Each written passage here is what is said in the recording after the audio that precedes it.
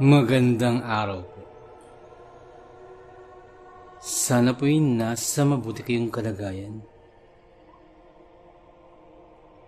Ako po ulit si Obet. At eto na po ang pagpapatuloy ng kwento ni Pinggoy.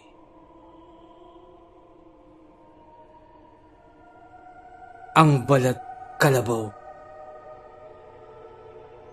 Ika-18 tag. Pakinggan natin. Oh, Abel! Abel! Saan na nga ba yung lagusan? Parang nag-iba kasi yung lugar eh. Parang nag-iba yung dinaanan ko kanina. Parang hindi ko na makita yung lagusan. Sambit ni Pinggoy habang tinatahak ang kanyang dinaanan kanina. Dahil doon ay biglang napatayo si Abel. Nako!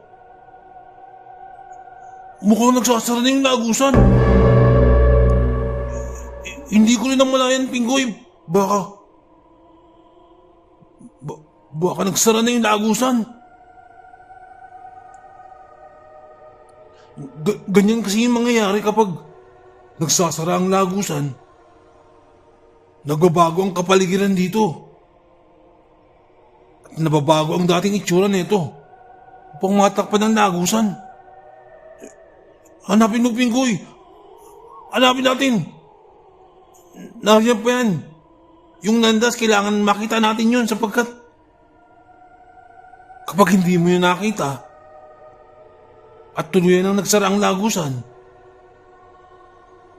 ay habang buhay ka nang hindi makababalik sa mundo ninyo. Pangamba ni Abel.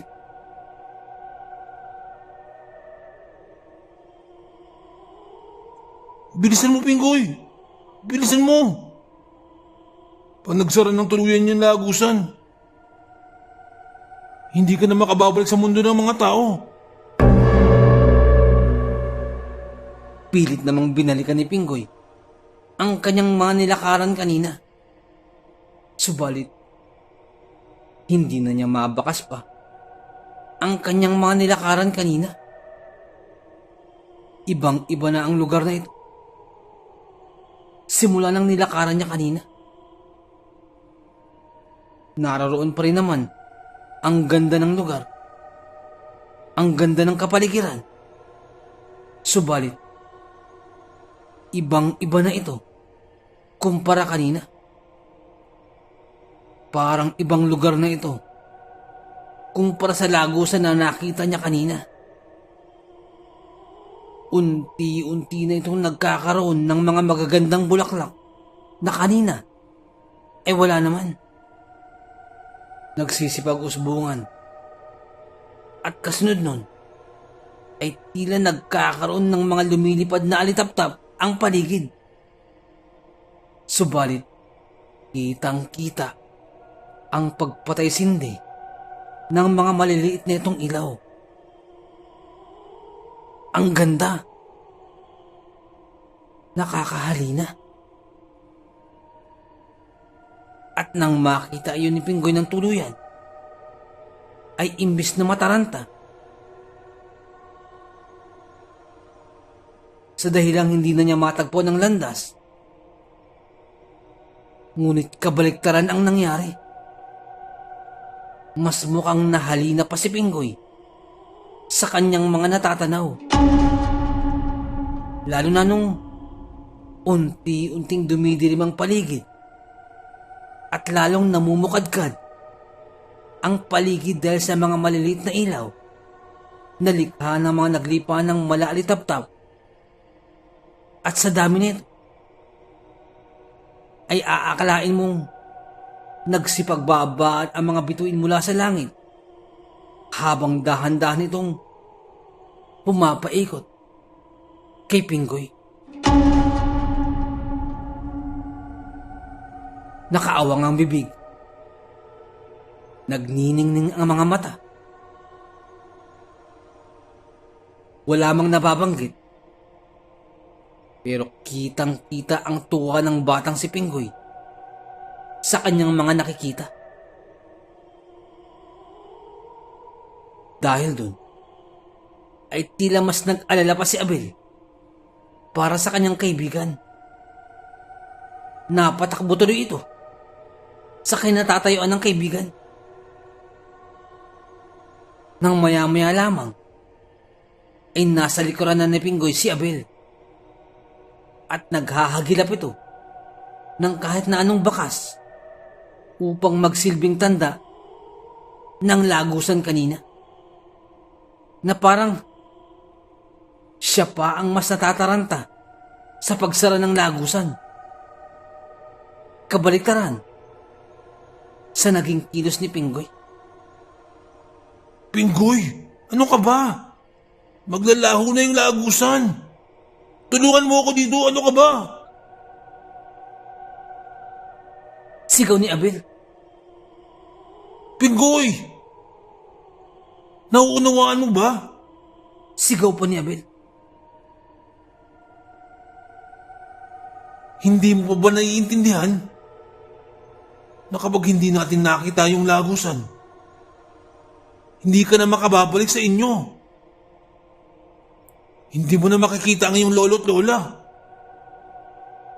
Nauunawaan mo ba? Pag-uulit pa ni Abel.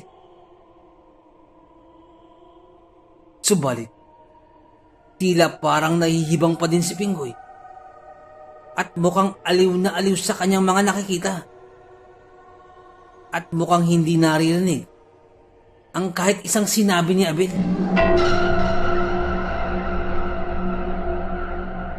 Nang maya-maya pa, ay kung ano-ano na ang ginagawa ni Abel. Ginagamit ang kanyang hindi pangkaraniwang mga kakayanan at mga hindi pang taong galing upang makita lamang ang lagusan. Subalit mukhang hindi pa rin alintana ni Pinggoy ang mga nangyayari at ang mga napipintong kaganapan. Hanggang sa may mapansin si Abel. Nakita niya ang bakas ng lagusan. Subalit, papasara na talaga ito. At kakaunti na lamang ang uwang na nalalabi. Tuluyan ng pasara ang lihim na lagusan. Pinggoy! Pinggoy! Nakita ko na! Nakita ko na! Sigaw ni Abel. At tuwang-tuwa si Abel para sa kaibigan. Subalit, mukhang hindi pa rin naririnig ni Pinggoy ang isinisigaw ni Abel. Pinggoy! Pinggoy! Ang lagusan! Magsasara na! Tingin ko, kalahati mo na lamang ang kasya rito. Kalahati na lamang ng katawan mo. Magsasara na! Sigaw pa ni Abel. Kanina pa salita ng salita si Abel. Subalit, lahat iyon ay hindi pala alintana ni Pinggoy. At tila sinusundan pa nito ang mga kumukutitap na liwanag ng mga alitaptap na patuloy ang paglipad sa kanyang paligid. Hanggang sa mapansin na ito ni Abel. Pinggoy! Ano ka ba, Pinggoy? Magsasara na yung lagusan. Pinggoy, pag nagsara na yung lagusan, hindi ka na makababalik sa inyo, sa lugar nyo, sa mundo nyo, sa bahay nyo. Hindi mo na mababalikan yung lolo't lola mo. Ang kalabaw mo, si Apog. Mapapabayaan mo na. Ang aso mo, hindi mo na mababalikan at yung pusa mo. Sambit pa ni Abel. Subalit wala pa rin naririnig si Pinggoy. Dahil dun, ay may naisip si Abel. Nilapitan niya na ang kaibigan at saka binatukan. At saka pa lamang nabalik sa wisyo si Pinggoy. Ano yun, Abel? Tugon lamang ni Pinggoy na parang kakagising lamang nito. Ano ka ba, Pinggoy?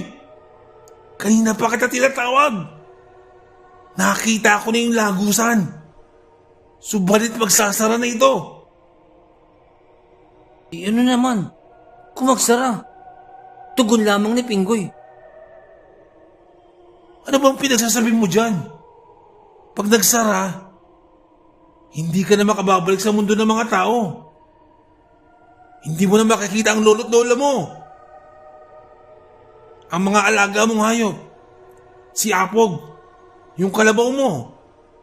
Hindi mo na siya maipapastol pa. Si Kulas, yung alaga mong aso. Hahanapin ka nun. Maging ang pusa mong si Kuding. At saka pa lamang nakaramdam ng pagkabahala si Pinggoy na parang ngayon lamang siya nabalik sa kanyang ulirat. Halika na, Abel. Tunguhin na natin yung lagusan. Agad na nagmadali si Pinggoy.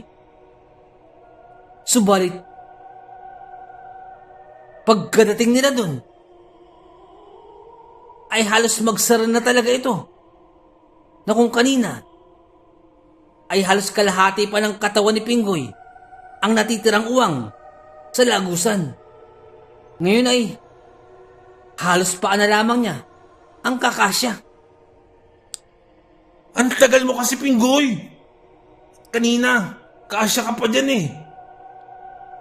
Ano ba kasi pinagagawa mo? Sermon pa ni Abel. At saka pa lamang sinubukan ni Pinggoy na makalusot sa lagusan. Subalit, masyado na itong masikip na kahit paa niya ay parang hindi na rin makalulusot pa.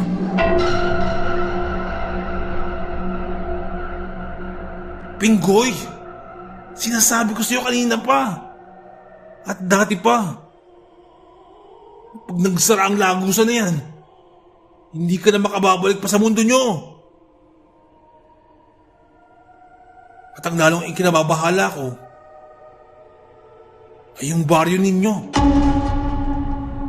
Kung hindi mo masasabihan ang inyong mga kababaryo at ang inyong kapitan, malamang ay may mangyaring hindi maganda sa inyong baryo. At ang lahat ng inyong taga-baryo, kasama riyan yung lolo't lola mo, tiyak masasalanta sila na mga paparating na aswang sa lugar ninyo. Kailangan mo yung mapigilan. Biglang nanlaki ang mga mata ni Pinggoy at biglang nakaramdam ng matinding panlalamig sa kanyang mga kamay. Mula pa kanina, ay parang ngayon lamang nakaramdam ng matinding pagkataranta si Pinggoy. At napatingin lamang ito kay Abel. Nakaawang ang bibig. Subalit, walang salita ang lumabas. Makalipas ang ilang sandali, saka pa lamang nakapagsalita si Pinggoy. Abel, ngayon ko lamang napagtanto. Kinakailangan kong makabalik sa amin. Isa ako sa dahilan kung bakit mangyayari yun sa baryo namin. At hindi ko mapapatawad ang aking sarili kung may mangyaring masama sa aming baryo. Lalo pat ang isa sa mga naging kadahilanan ay ang aking kababayaan Sambit ni Pinggoy. At ngayon pa lamang nagkumahog si Pinggoy mula pa kanina. Ngayon pa lamang niya napag-isip-isip ang mga maaaring mangyari. Subalit, magsasarado na ang lagusan. Halos imposible na makalusot pa si Pinggoy sa katiting na uwang na natitira sa lagusan na yun.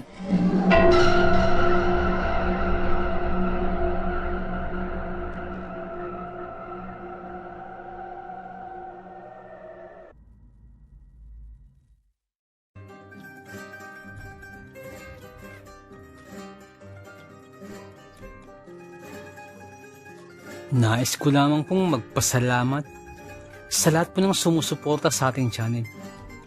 Sa lahat po ng ating mga subscribers, mga listeners, at mga silent listeners po natin. Maraming salamat po. Ganun din po sa ating mga OFW listeners mula po sa iba't ibang bahagi po ng mundo. Maraming salamat. Ganun din po sa mga silent listeners po natin at sa mga listeners po natin mula po sa iba't ibang kapuluan po ng Pilipinas. Maraming salamat po. Sa mga nagpapadala po ng kwento, sobrang salamat po. Sobrang laki pa sa salamat po.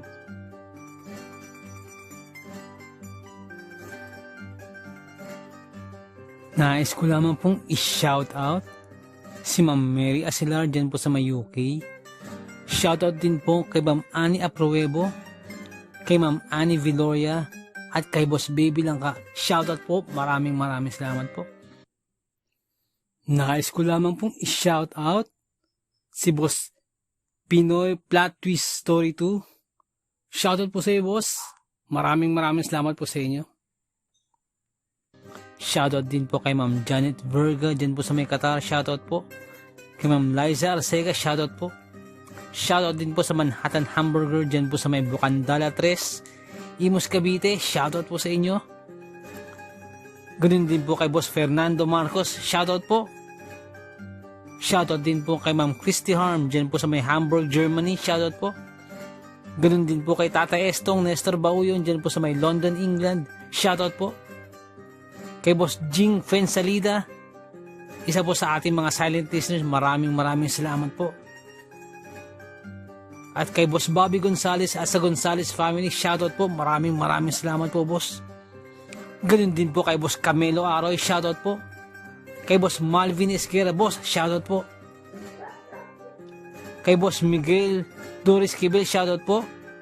Kay Ma'am Imelda Pascua. Kay Ma'am Elizabeth Arnaiz, shoutout po. Kay Ma'am Rosie De Mesa, shoutout po.